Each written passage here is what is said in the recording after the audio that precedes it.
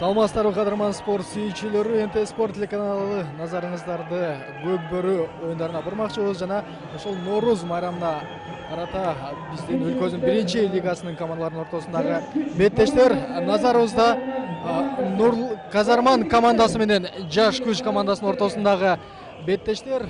Алгач ошол Казарман командасы менен тааныштырып өтсөк, алгачкылардан биринчи номерде Эмил Турдалиев, экинчи Мирлан Байышулу Туман деген аты менен, үчүнчү Руслан Нурбеков Торнадо деген аты менен, төртүнчү Алмазбек Бекболотулу Айтумардын үстүндө ракетаны минген Жамболот Базылбеков, бешинчи алтынчы Улукман Манас уулу, жетинчи Мальчик деген аргамактын үстүндөгү Семек Самарбек уулу, сегизинчи Асылбек Байболсунов Боз Коёндун үстүндө жана ушул оюнчулар болушунча беттеште мыкты өткөрүүгө дагы аракеттерин күчөтүшөт. Демек, азыр ушул Жаш күч командасы менен казармандыктар такымды улакты өз такымдарына басып, алдын көздөй чабышат. Жана биз ушул курамдар менен тааныштыра турган болсок, 9-чу Келдибек Айылчы уулу, 10-чу Сыймык Кубаталиев, 11-чи Мендибай Бараталиев, 12-чи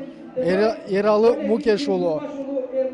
Ал эми ушул Жаш күч командасын менен тааныштыра турган болсок, анда алгачкылардан болуп Элеман Миңбаев, экинчи Баяман Муралим уулу, үчүнчү Санжар Танайбек уулу жана азыр ушул Жаш күч оюнчусу Баяман Муратали уулу лазер менен улакты өзүнүн оң такымына басат. Дагы ушул жекеме-жекеде алдыга чыгууга дагы толугу менен умтулат. Демек, азыр Жаш күчтүктөр болушунча алдын көздөй аракетин көрөт жана Баткенден келген ушул Жаш күч командасынын оюнчулары андан ары өзүнүн командалашы Санжар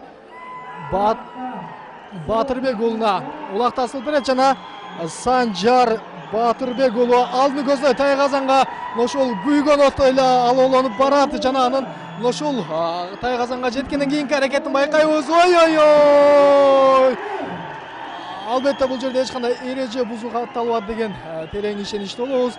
Кантсе дагы ошол Санжар Батырбек уулу 1-8 финалдагы алгачкы ошол Жаш күч менен Казармандын ортосуна беттеште улакты эсепти ачып койгон мүмкүнчүлүк бар эле. Андан ары казармандыктар Мендибай Бараталиев өзүнүн такымына улакты басат, дагы каршылаш Тайгазанды көздөй болушунча ошол аргымактын тизгинин кое берип бара жатат.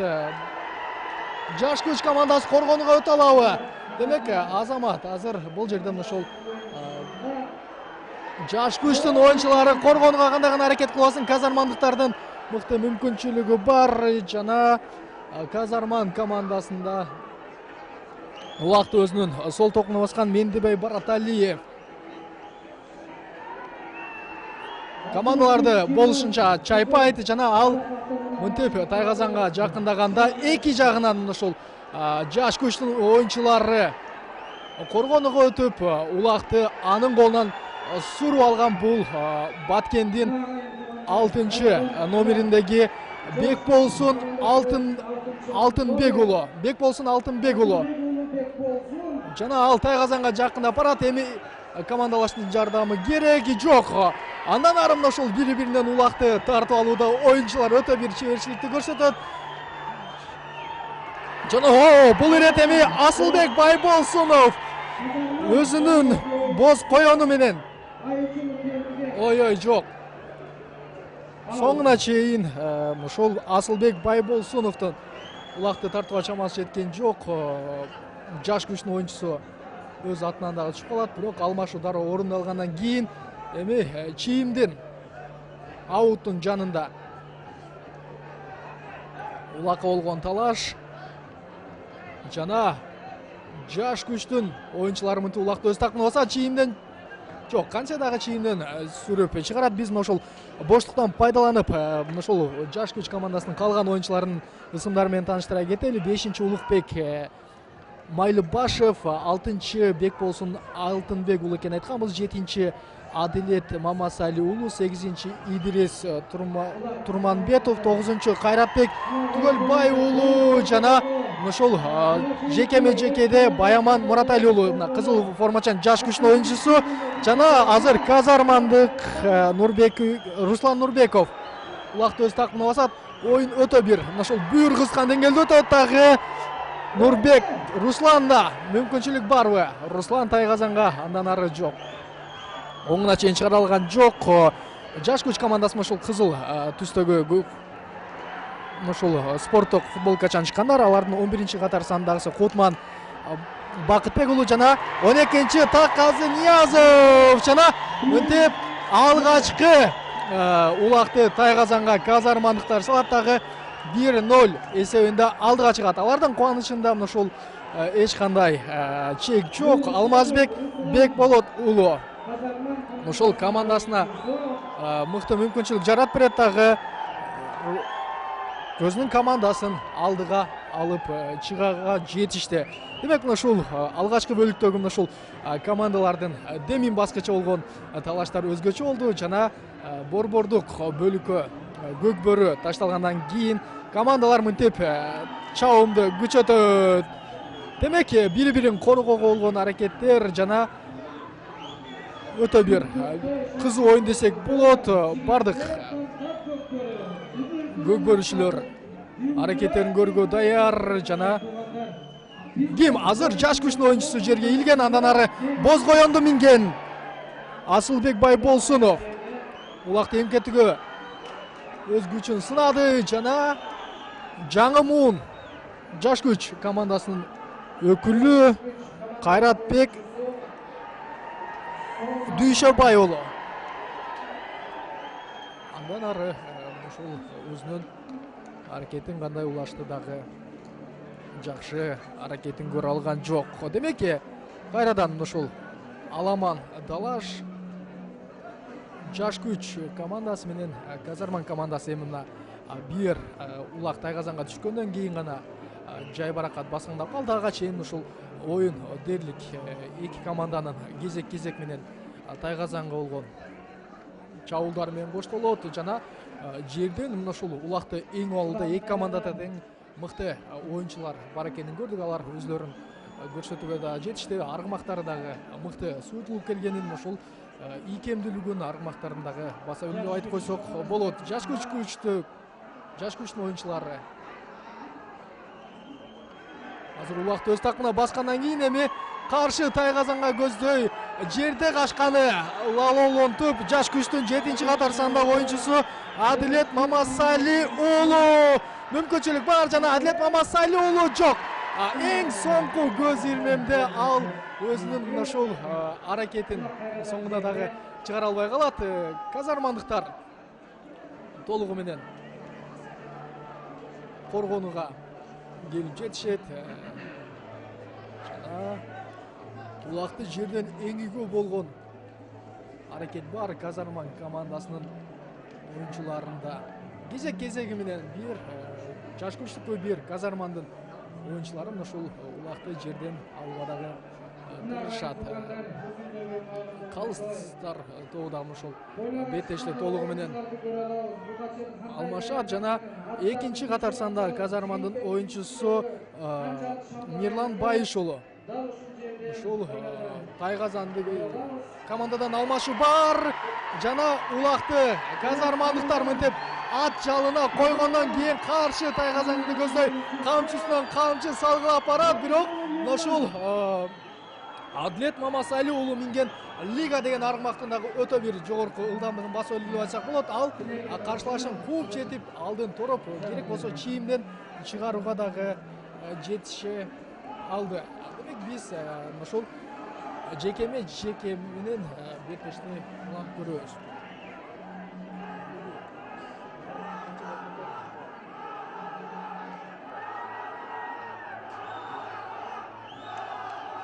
Демек мына ошол Казармандын көрмандары дагы азыр болушунча сүрөнгө алат. Ал эми ортодо улакты кайрадан эле жаш күчтүн 2-чи катар сандагы Баяман Муралим уулу менен Казармандын Руслан Нурбеков талашат. Руслан Нурбеков жерден улакты эңгүдө өзүнүн өтө бир шеберчилигин көрсөтөт. Ал торнадо деп аталган аргымак менен дагы ушул топту жарып кирип Тайгазанга жакындоого умтулганы менен азыр ушул коргонууда жаш күчтүн оюнчулары бар күчүн көрөт. Торнадо азыр быйтоодо мыкты жана экинчи улак мынтип Тайгазанга ташталгандан кийин ат майданда отурган көрөрмандардын кубанычында чек жок.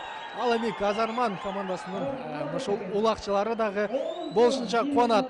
Демек Руслан Нурбеков Бали Азамат бул ирет дагы ушул командасын 2-0 эсебинде алдыга алчуга жетише алды жана кайрадан эле мынтип көпкө күттүрбөй 3-чү улакты таштоого жигиттер ашыгышса 2 ирет Тайгазанга жакын барып улакты сала албай калган жаш күчтүн оюнчулары дагы жерден аламан талашта улакты алып кетүүгө даяр. Айтор ушул аргымактар жерден алууда мыкты аракеттер Адлет Мамасали уулу көрөт жана Адлет Мамасали уулу дагы өтө көпкө алып кете алган жок. Бали азыр Жамболот Базылбеков жерден көтөргөн менен Аймерген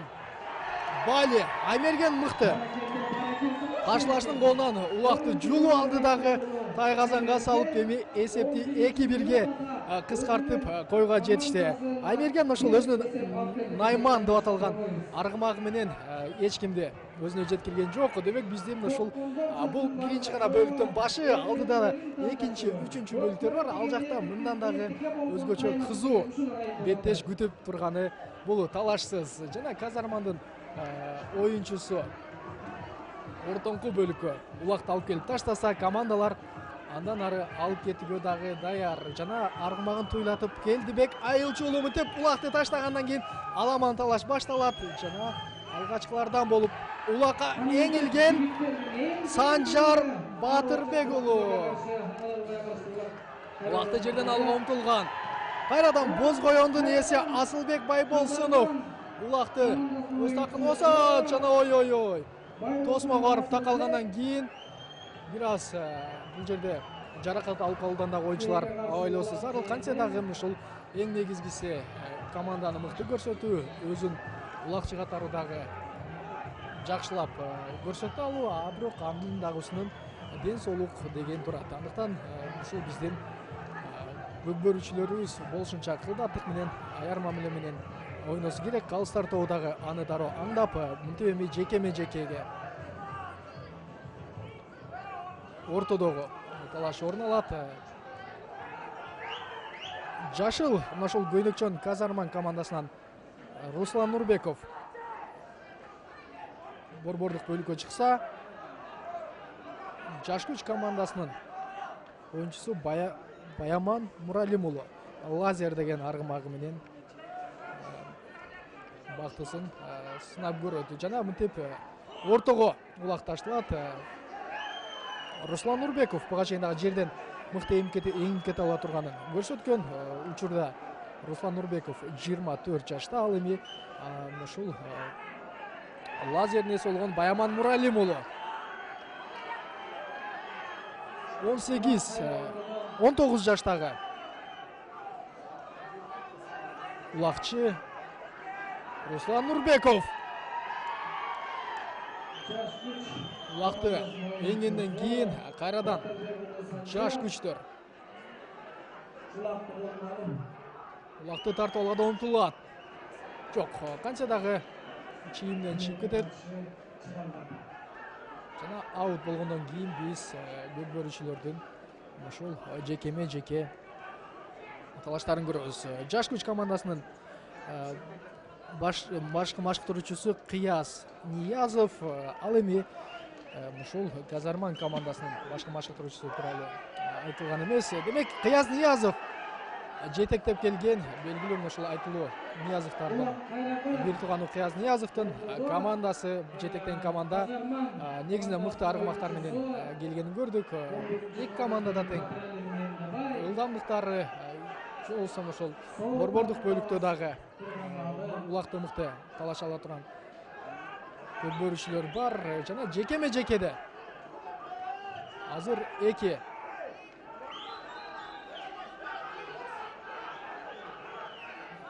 балбан тең өз күчтөрүн аябайт. Мендебай Бараталиев өз такымына баскан улакты Санжар Батырбек уулу талаша жана Санжарбек Батырбек уулу ушул кызыл курчан кызыл ошол футболкачан жаш күчтүн оюнчусу ал улакты болушунча кое берет. Ал эми ошол улакты сол такымына баскан Мендебай Бараталиев өзүнүн ошол Месси деп аталган аргымагы менен ыңгайлуу абалды таап кете албайт. Месси мынтип чийимден чыккандан кийин Мессинин бир быйт алганын көрөлү жана албетте мунун аты жөн жерден Месси деп коюлган эмес. Месси жазгырып өтүүдө аргымактарды мыкты. Мендебай Бараталиев жок, канча дагы ошол создуктуруп коет убакытты жана ал көкбөрүнү өзүнүн сол такымынан алып таштоого мүмкүнчүлүк бар. Мендебай Бараталиев Казармандын пайдасына дагы бир улак таштайт, дагы 3-1 эсебинде жашыл түстөгү ошол футболка кийген казармандыктар алдыга чыгат. Ал эми жаш күч командасы ушул соңку көз ирмемдерди коргонууга дагы жетише албай калды. Кайрадан улак борбордук бөлүккө ташталат жана ошол үйдөн даярдап келген аракети жаш күчтүк оңунан чыккан жок. Атайын жаш күчтүн оюнчуларына ыңгайлуу кылып борбордук ташталган оюнчу улакты андан ары ошол аламан талашта биздин биринчи лиганын оюнчулары өз такымына басат. Кайратбек Дүйшөбай уулу андан ары ошол Бекболсун Алтынбек уулуна Бекболсун Алтынбек уулу оң такымга баскан улакты Алтынбек Бекболсун Алтынбек уулу тайгазанда жана ал өзүнүн ошол эрке тору деп аталган аргымагы менен эсепти 3-2ге кыскартат жана өзгөчө оюн көрөрмандардын маанайы шаң. Бул жактан ушул командалардын өзүнүн дагы көңүлү шаң. Чындыгында өзгөчө мына ушул оюн өзгөчө көзүрмө мындай оюндар чанда гана кезигет жана кезек-кезеги менен болгон аракеттер өзгөчө уланат. Казармандын оюнчусу Улукбек Манас уулу улакты борбордук бөлүккө таштайт жана эми жаш күчтүн оюнчуларында көтөрүп кетүүгө мыкты мүмкүнчүлүк бар. Жана улакты жаш күчтүн оюнчулары бири-бирине ашырып берүүдө катачылыкка жол берет жана балбан билек жигиттер мынтип талашканда Жанболот Базылбеков улакты өз оң такымына басат жана ракетаны камчылайт. Ракетанын тайгазанды көздөй учуусундан натыйжа чыкпайт жана Азамат буга чейин дагы ошол лига деген аргымакты минген жаш күчтүн оюнчусу Адлет Мамасали уулу каршылаштарынан улакты суруп кетүүгө дагы жетише алган жана ал мынтип чийимдин ортосуна жекеге таштагандан кийин Бекболсун Баяман Муралим уулу менен Руслан Нурбеков талашат. Руслан Нурбеков өз такымына баскан Руслан Нурбеков кезектеги ушул улакты дагы тайгазанга таштоого даяр. Айтор алгачкы эле ушул бөлүктө азыр жалпысынан 5 улак ташталган. Азыр 6-чысы ташталып калуусу дагы толук мүмкүн жана жаш күчтүн оюнчулары эми коргонууда толугу менен өзлөрүнүн мыктылыгын көрсөтө алды жана аламан талаш орун алат. Руслан Нурбеков бул иретте тайгазанга улакты таштоого дагы жетише алган жок жана ой бул жерде ойлошу керек. Азыр өзүнүн аргымагынан Эрал Мукаш уулу кулап чыгат жана ага анын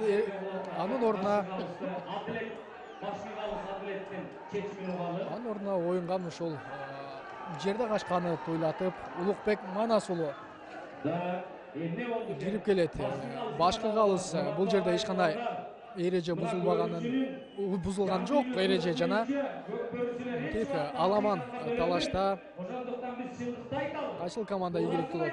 Негизинен Казарман командасына улактап болсо өтө бир мыкты мүмкүнчүлүк бар. Жанында Тайгазан жана алып оңойло таштап койсо дагы болот. Жок, азыр улакты мына ушул алыстан суруп алган бул Аймерген Сейитказы уулу Найман деп аталган аргымагы менен суруп алат жана Найманды эми каршы тилкини көздөй чабышы керек. Наймандын жок, бул жерде ушул Найманды бир аз ойнотуп, оюнду басаңдатып алуу үчүн дагы Аймерген Сейитказы уулу улакты оң такымына басат жана Аймерек Сейитказы уулу аракетти күчөтүшү керек. Аймерек Сейитказы уулу ашырып берүүнү көздөйт жана анын командалаштары дөбөрүнө бири-бирине ашырып берүүдө атачылыкка жол берген. Бирок Бекболсун Алтынбек уулу эркет орну кайрадан Тайгазанды көздөй кое берет жана өзүнүн экинчи улагын салып коёт. Азамат Бекболсун Алтынбек уулу мынтип эсепти 3-3 кылып теңегендейин. Эми бул жерде оюндун кызыктуулугу мындан ары дагы артат жана биз мына ушинтип алгачкы бөлүктө жыйынтыктайбыз. Биринчи бөлүк 3-3 эсебинде тең чыгуу менен жыйынтыкталат. Алдыда бизди мындан дагы кызыктуу болгон экинчи бөлүк күтөт. Демек, экинчи бөлүктөн амандашканга чейин.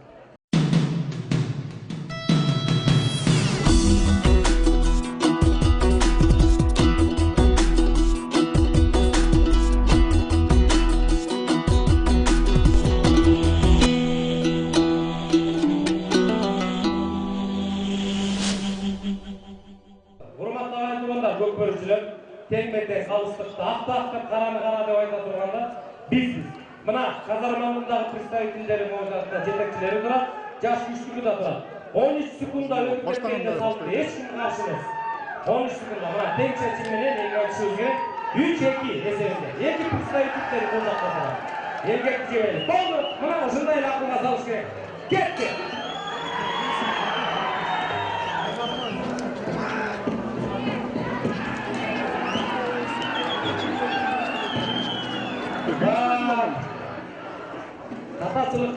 Катасылыктын оюнга алган бул аксөөлүктө адамдын мындай эң мыкты сапаты. Эчигин сурап коюш, катасылык деп турду. Жакшы, оюн мыкты болду. Так, эми Казарман командасы Тогуз-Таро командасынын жок кеткен жок.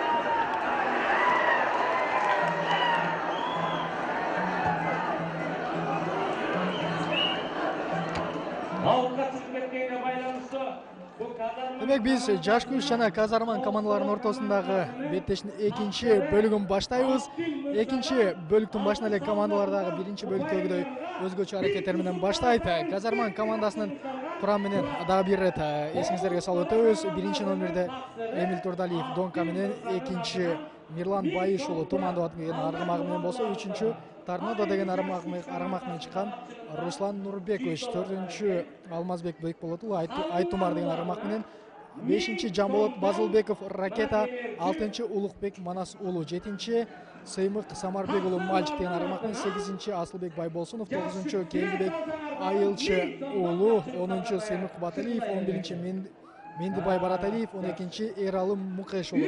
Ал эми кызыл ошол түстөгү футболка менен чыккан бул жаш күч командасынын оюнчулары. Алар да биринчи номерде Эламан Минбаев, экинчи Баяман Муралим уулу, үчүнчү Санжар Байтерек уулу жана борбордук бөлүктө ошол улакты талашып жаткан бул Баяман Муралим уулу менен Казармандын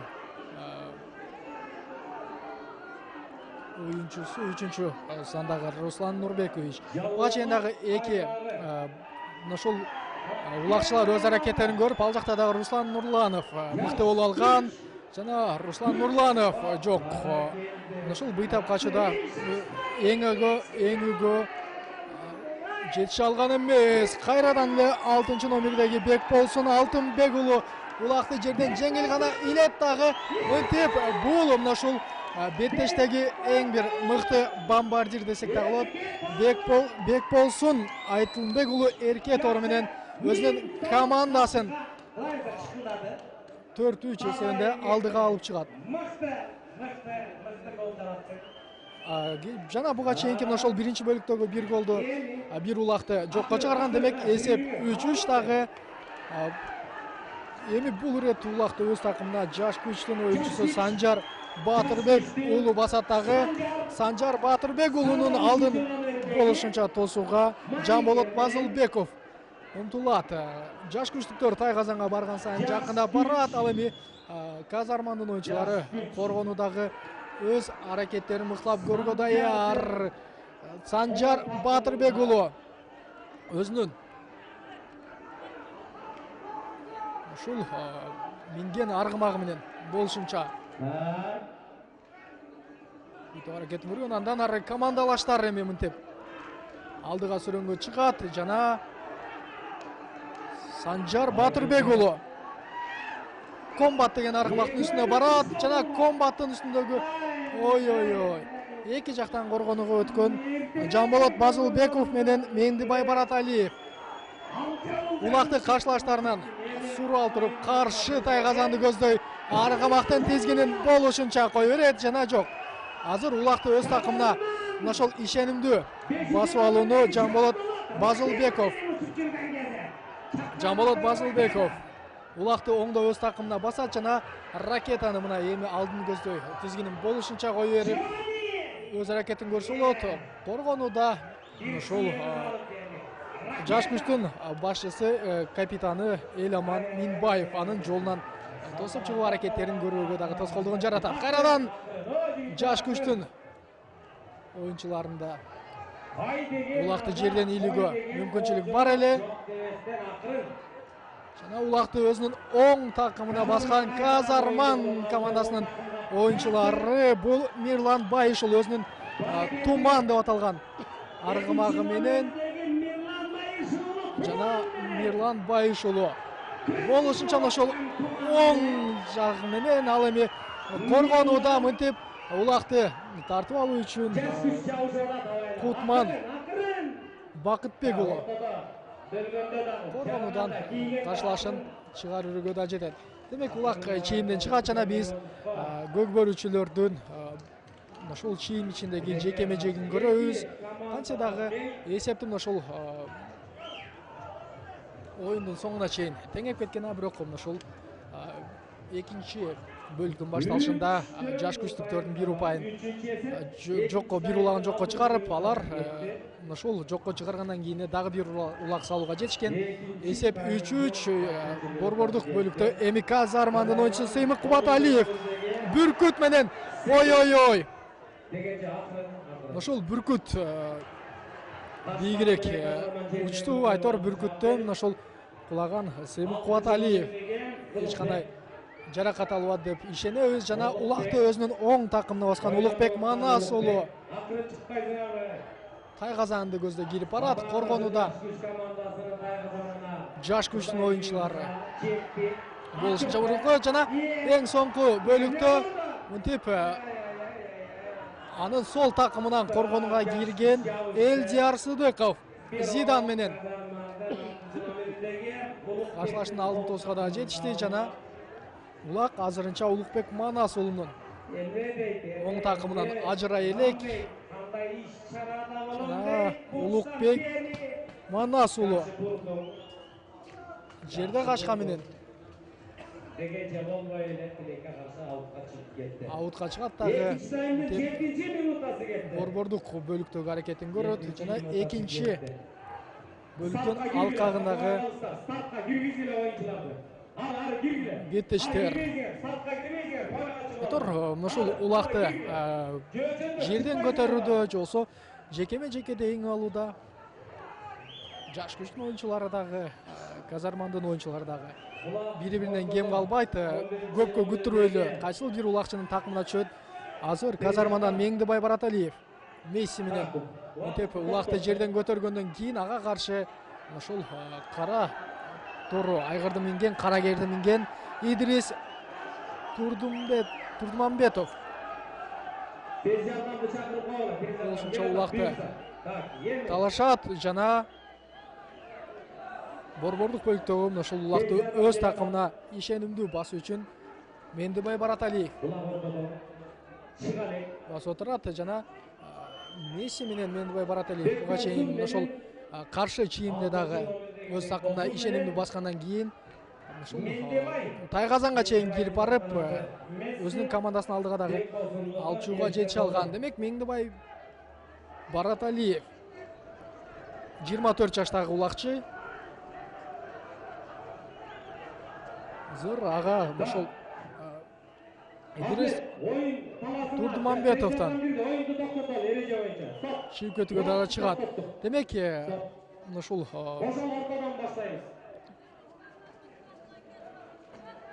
Казармандын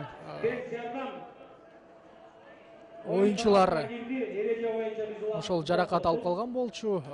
Ага мына тез жардам менен кызматын көрсөтүүдө албетте ошол ал биринчи жардамды алгандан кийин биз беттеш улантабыз. Оюнчуну азыр ушул тез жардам унаасына салып, андан ары медициналык жардамды дагы көрсөтөт. Айтор ошол бүгүнкү бул беттеш өзгөчө орун алууда. Эсеп болсо 3-3 командалардын жеңишке болгон умтулуулары, аракеттери болуп көрбөгөндөй эбегейсиз зор жана эгер катарыбызга жаңы гана кошулган болсоңуз, бул Нооруз майрамына карата өткөрүлүп жаткан Көк Бөрө боюнча өлкөбүздүн биринчи лигасындагы командалардын ортосундагы таймаш 1-8 финалдык оюндар. Казарман менен ушул жашыл түстөгү форма кийген Казарман улакчылары менен аларга каршы кызыл түстөгү бул ушул Баткенден келген жаш күч командалары. Борбордук бөлүктө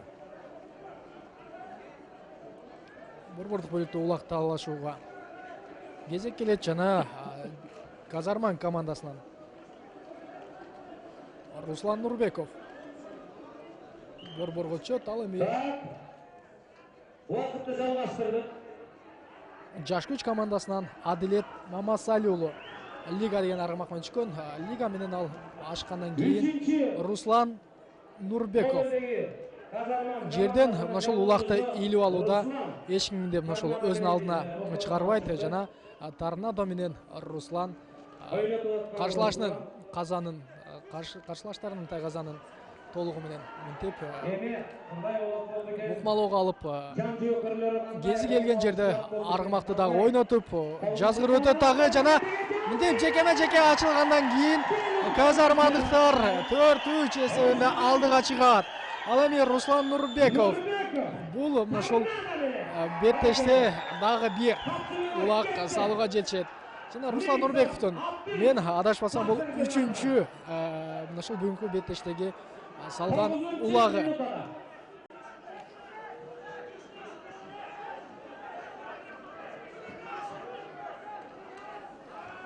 Демек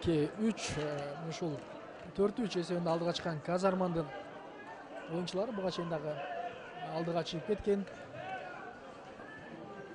Экинчи таймдын 10-минутасы. Жана мынтип кайрадан улак жерге ташталгандан кийин борбордук бөлүккө жаш күчтүн оюнчулары эң алуу үчүн толук аракетин көрөт жана ушул ким кулап калды? Мирлан Байыш уулу тумандан чыкат дагы. Андан ары кайрадан эле Бекболсун Алтынбек уулу эрке тору менен улакты өз оң такымына басат жана Бек болсун эрке тору менен дагы буга чейинки ошол жаш күчтүн бардык улактарын тайгазанга салган.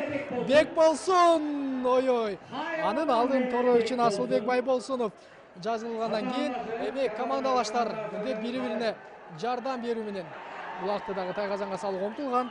Бирок коргонууда ошол өз кезегине жетип барган Казармандын оюнчулары ташлаштарына мүмкүнчүлүктү бербейт. Улакты өз такымына Адилет Мамасали уулу Лига менен басат жана Лига менен Адилет Мамасали уулу тайгазанга оюнчуларды жазгырып кирип барат. Жана азыр командалаштарынын жардамысыз бул жерде Адилет Мамасали уулунун жалгыз өзүнүн таштоосуна өтө бир кыйын. Жана Казармандын оюнчулары эки тарабынан тең коргонуп өтүп калгандан кийин Лига менен жалгызына сурулуп чыкты жана эми Азамат азыр боз коёнду минген Казармандын оюнчусу Асылбек Байболсунов улакты тайгазанга таштоого толук ошол тоскоолдугун жаратат жана улакка болгон талаш тип эрежени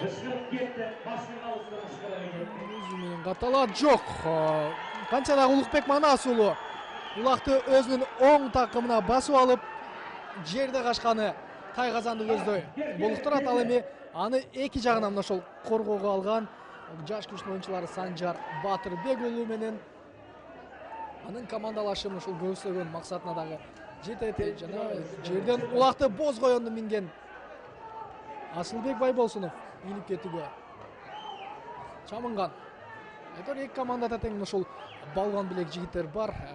Аттан ошол эңилип туруп улакты өз такымына басууда дагы мыкты оюнчулар. Айтор ушул жогорку лиганын командаларынан кем калышпаган беттештерди бүгүн бизге биринчи лиганын оюнчулары көрсөтөт жана мынтип чийимден жок чыккан жок. Канча дагы улакты өз оң такымына баскан Казармандын оюнчулары бири-биринен ошол толугу менен жардам берип келет дагы. Алардан улакты тартып алууга жаш күчтүн оюнчусу Идрис Турдумамбетовдун жана Аргымактын тизгинин толугу менен кое берет. Жана Бек болсун Алтынбек уулу эрке тору менен бул ирет дагы бир ирет бактыларын сынап көрүшөт.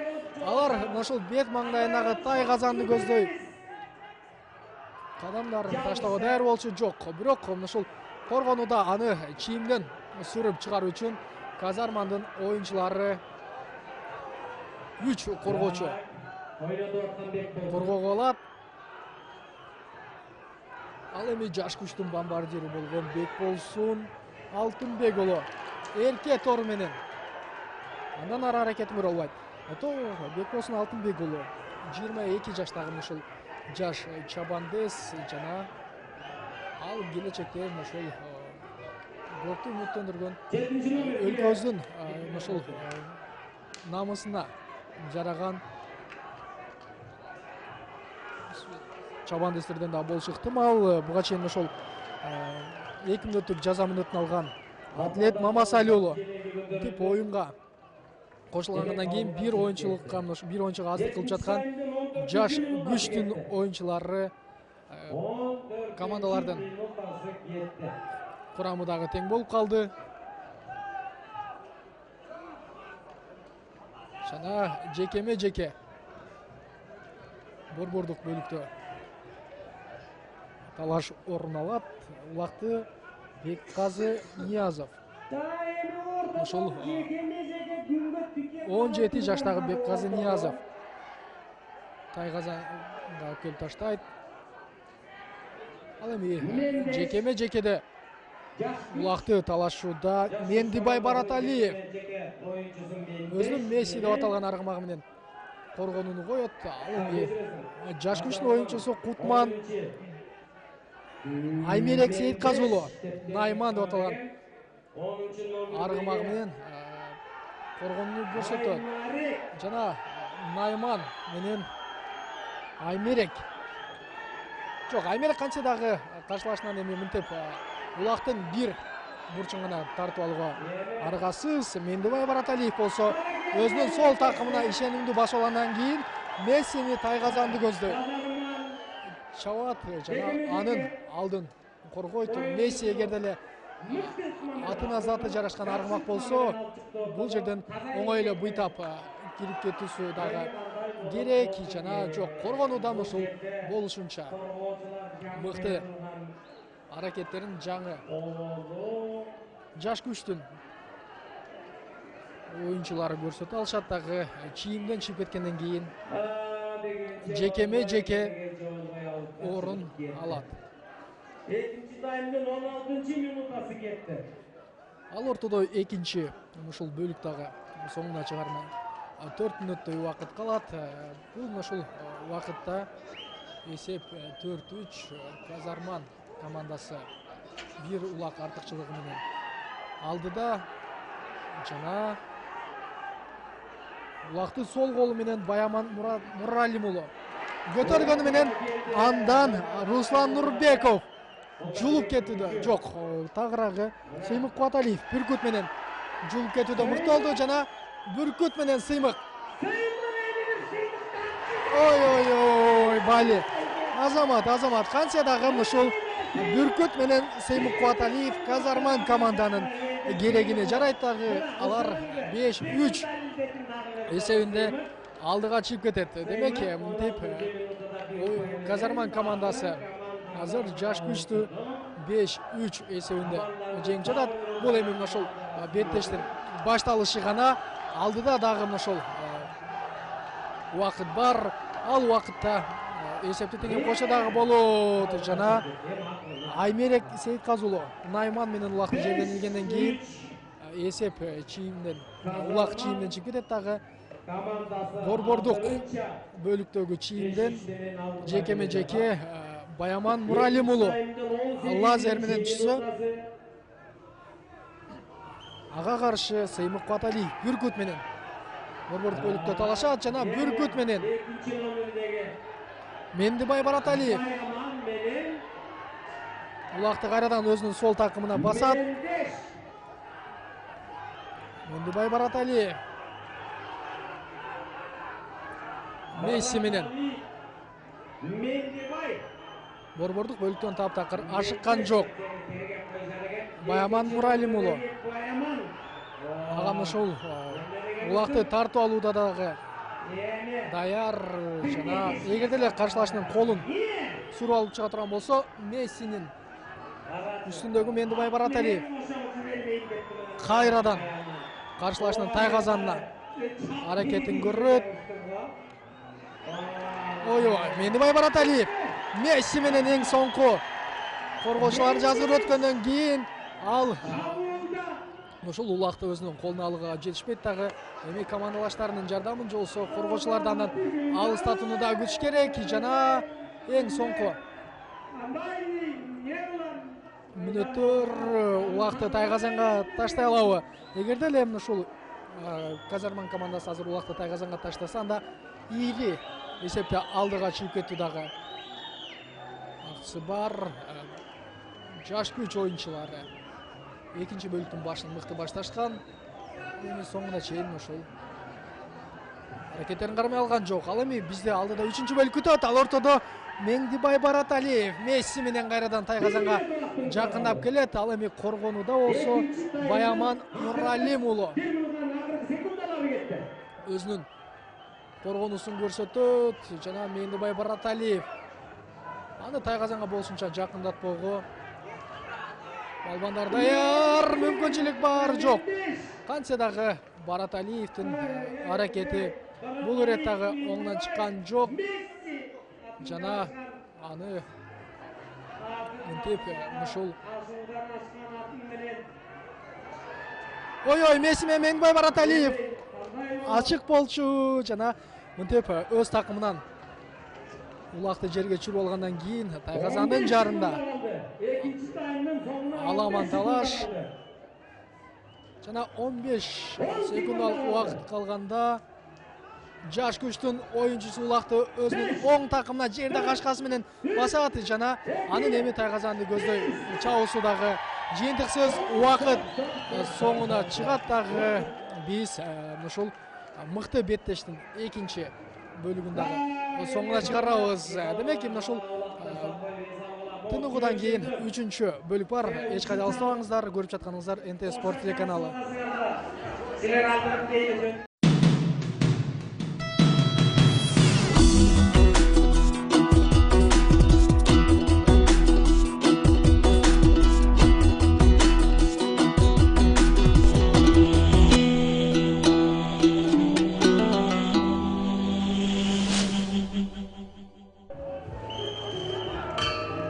Казарман жана жаш күч командаларынын ортосундагы 8-1 финалдагы оюндун 3-чү бөлүгүнө назарыңыздарды бурабыз жана алгачкылардан болуп Казармандын оюнчусу Жамболот Базылбеков улакты өз такымына басат жана ал мынтип ракета менен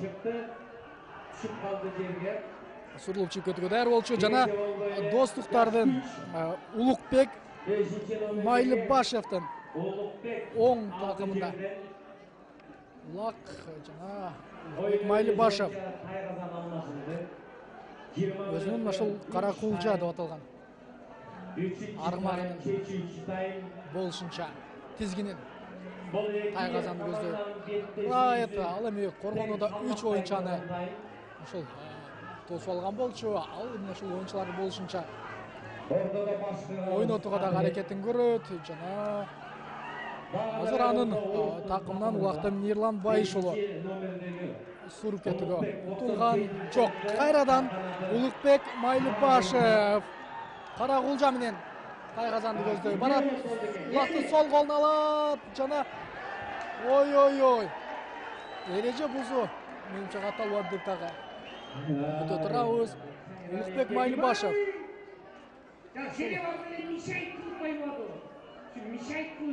болушунча ушул аракеттер мыкты өтө. Эсепти эсиңиздерге салып өтөбүз. 5-3 эсебинде Казарман командасы алдыда жана ушул экинчи бөлүктүн жүрүшүндө дагы эсептер ачууга көп мүмкүнчүлүк болгон. Улукбек Майлыбашев соңку аракетинде өзүнүн аргымагынан салгуу аракетин көрүп барып, анын ойлогону оңунан чыккан жок. Демек, ушул жекеме жеке Баяман Муралим уулу менен Руслан Нурбеков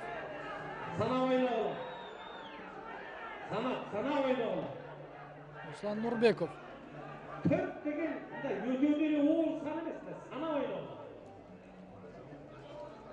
жана мынтип ортого ташталгандан кийин Руслан Нурбеков менен Баяман Муралим уулу армактар талашат. Ушул кызыл түстөгү бул жаш күч командасы, жашыл ушул футболкачан Казарман командасы экенин эсиңиздерге салабыз дагы. Руслан Нурбеков торнадо менен бул ирет дагы улакты жерден өтө бир жеңил алып, Тайгазанды көздөй атты камчылайт.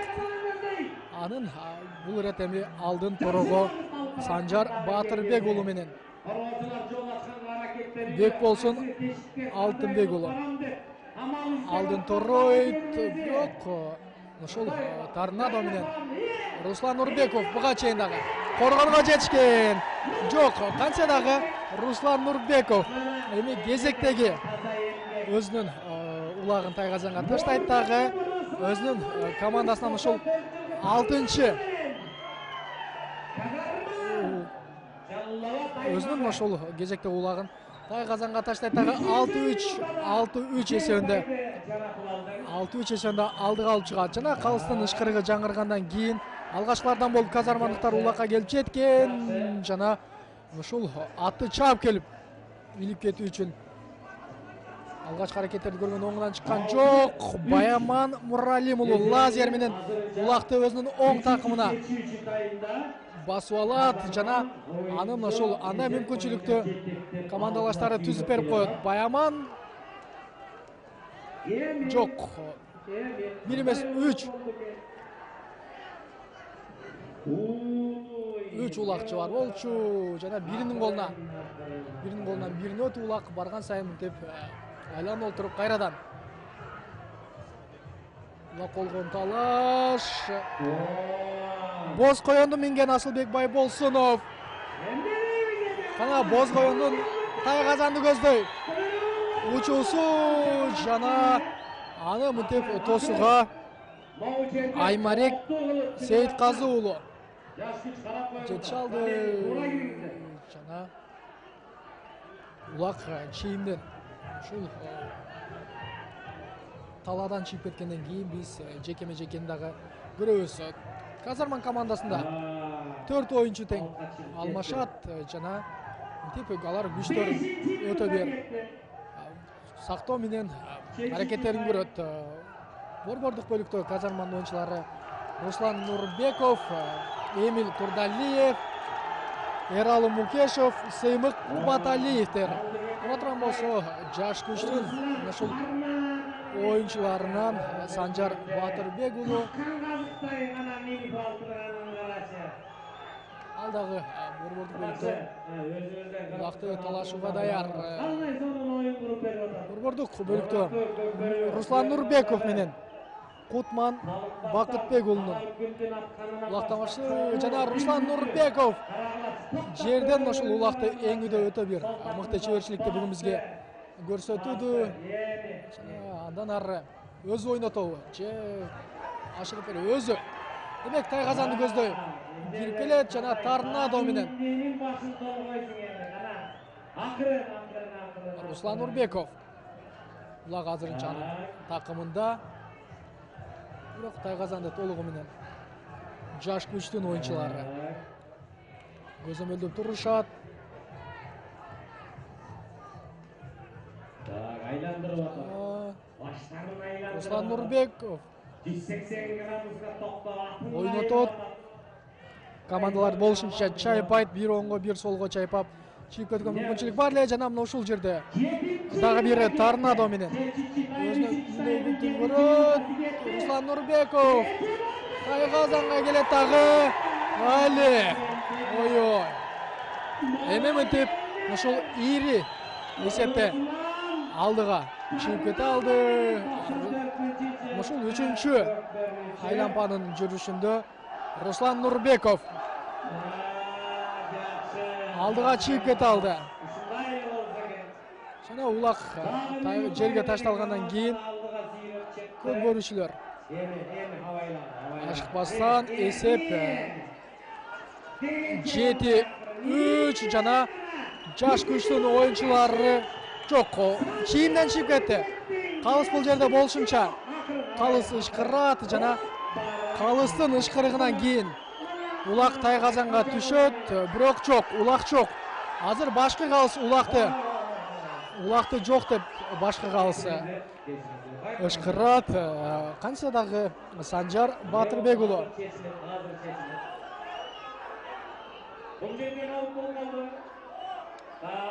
Жана жок, бул жерде ошол чийимден чыгып кеткенден кийин аутка чыгып кеткен жана аутка чыгып кеткенден кийин борбордук бөлүктөгү талашуу орун алат. Бул жерде эми азыр ошол улакчылар менен калыстардын ортосунда пикир келишпестик дагы орун алып калышы толук ыктымал. Бүгүнкү оюнда ошол казарман командасынын 3-чү катар сандагы оюнчусу Руслан Нурбековду ошол баса белгилеп айтып койсок да болот. Ал өзүн ошол мыктылап көрсөтө алды жана борборго ошол улак ташталгандан кийин Аймарек Сейитказы уулу менен каршы казарманын оюнчусу Мендебай Бараталиев улак илүүгө аракетин көрөт. Мендебай Бараталиев мейси менен буга чейин дагы ошол жекеме-жекеде эч кимге алдырган жок. Бул ирет дагы Мендебай Бараталиев өзүнө ишенимдүү түрдө оюнду өткөрөт. Айтмарек Сейитказы уулу Наймандын үстүндө аракетин көрүшөт. Айтмарик. Жана азыр каршылашынын колунан улакты суруп алууга Мендибай Бараталиев район жана эми аттын ушул төшүнө салып, аттын күчүнө салып гана чыгып кетүү үчүн Мендибай Бараталиев аракетин көргөнү менен ушул улакты Айтмерек Сейитказы уулу класска күпсү сыяктуу ушул кармап алып аракетин көргөн эмес жана Тайгазыланды көздө. Мендибай Бараталиев менен Месси келет. Мендибай Бараталиев жерден жакшы алган менен аны Тайгазанга таштоодо буга чейин дагы катачылыктарды кетирип алган жана Мендибай Бараталиев Месси менен мүмкүнчүлүк жок.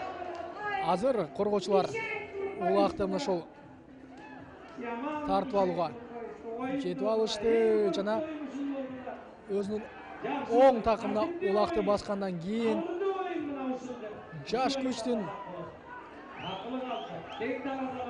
оюнчусу атты камчысына камчын уруп Неймандын үстүндөгү Айтмерек Сейитказы уулу 10-номердеги бизде жана Найман менен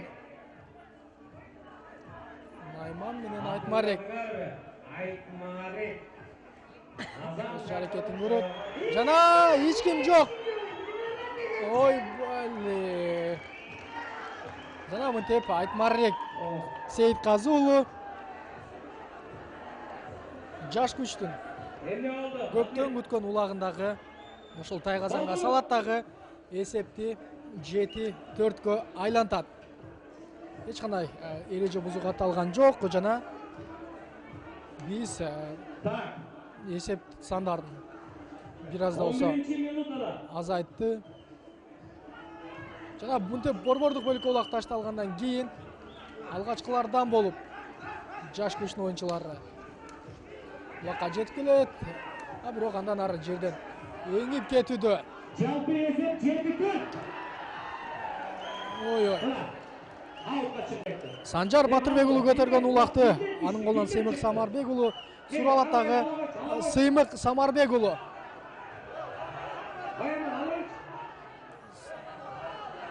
Сыймык Самарбек уулу. Өзүнүн аракетин көрөт жана борбордук бөлүктөгү 12 минутасы кетти. Ортодо. улак болгон талаш. Жеке-жеке оюнчулар. Бул рет Сыймык Кубаталиев. Ал эми жаш күчтөн Улукбек Майлыбашев кара кулжа менен армак тамашат. Улукбек Майлыбашев лазер менен борбордук бөлүккө түшкөн экен. Ал эми Сыймык Кубаталиев бүркөт менен улакты эңип алат дагы. Аракетин көрөт. Демек жок, эч ким коргоочулар жок. Ага тоскоолдук жаратууга ал ортодо Санжар Батырбек уулу Сыймыктын алдын тосот жана Сыймык Самарбек уулу. Бул жерде, урматтуу көрөрмандар, бул жерде эреже боюнча жана азыр ушул алмашууга чыккан Санжар Батырбек уулу 2 мүнөттүк жаза упайын алат дагы. Мынтип бир оюнга аз калган жаш күч оюнчуларына Сыймык жок, Сыймык Кубаталиев бүркүт менен улакты таштайт. Айтор Санжар Батырбек уулу канча дагы өзүнүн аракетин көрө алган. Эсеп 8-4 Казарман командасы алдыда. Улак жерге ташталгандан кийин жакшы оюн болду. улакчылар жерден үйлө алууга дагы аракет кылат. Убакыт болсо өтө аз калат. Улақты жерден суырып кетүү үчүн Мирлан Байыш уулу кирип барган жана Мирлан Байыш уулу экинчи ирет кайрадан эле өзү аракетин көрөт. Ал менен улакты болгон талашта Аймерек Сейитказы уулу улакты өзүнүн оң такымына басат дагы. Аймарек тай казаны көздөй барат жана албетте аны 3 ошол коргоочу коргоп барганына карабастан алар ушул Аймерек Сейитказы уулу менен Бекболсун Алтынбек уулу биргеликте ушул эсеп сандарын кыскартат. Улактар 8-ге 5 Казарман командасы алдыда жана 15-минутта кетти. ошонча 15-минутта кетти. балбандар ашыгат. Тура таштачы, тура, так ортого, так таштачы. Оппара келди. Мынаса. Жана борбордук ушул жерден аламан талашууда. Мына быйылгы 2019 Руслан Нурбеков жакшы жакшы ошол алып андан ары чыгып кетүүгө умтулган. Руслан Нурбеков бул ирет ийгиликсиз болот. Мендибай Бараталиевди турган аракетинен кийин Адлет Мамасали уулу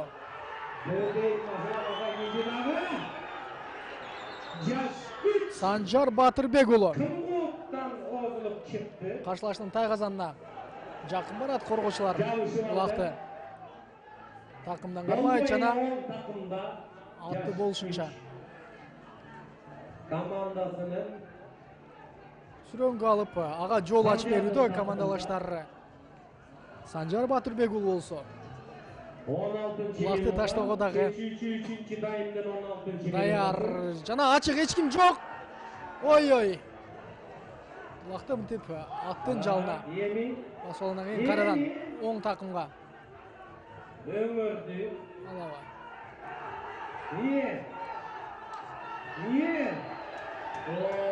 Азамат азыр улакты суруп кетүүдө ошол жерде качканы минген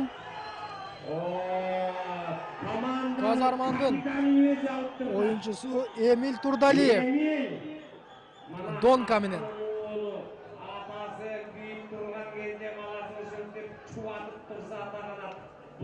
Донка менен Эмиль Турдалиев азыр өтөт жана ага ушул коргонууну коюуда Элдияр Сыдыков Зидан менен өтө бир жакшы аракетти көрдү. Ортодо алмашуу бар. Сыймык Самарбек уулу таланы таштайт дагы. Анын ордуна Алмазбек Бекболот уулу кирип барат. Улак болсо Эмиль Турдалиевдин оң такымында жана алар Донка менен аракетин көргө дагы толугу менен даяр. Ошону менен эсеп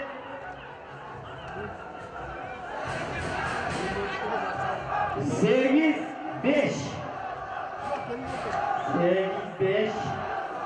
жакшы мыкты оюндар силер деңгээлине көтөрдүңөр. Жекеме жеке талашуу жана өзүнүн оң такымына улакты жаш күчтүн оюнчусу Аймерек Сейитказы уулу басат. Андан Сыймык Кубаталиев улакты болушунча алышат.